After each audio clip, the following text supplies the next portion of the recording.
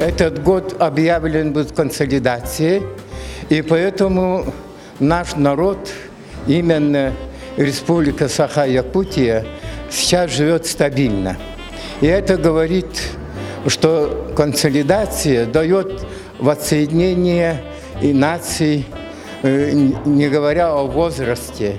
Это молодежь, это взрослое население. Нынче как никогда они сплоченны были. Вот у нас есть общественная организация «Саха-Ас».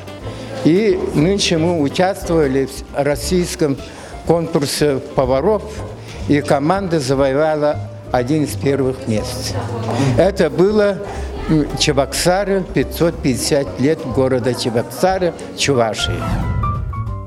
Я поменять ничего не могу, так как я кулинар, хотел бы еще вкуснее, еще сытнее, еще добрее обслужить, накормить свой народ.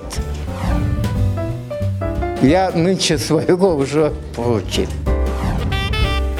И республике я желаю здоровья, благополучия, больших успехов в труде, а студентам это учеба.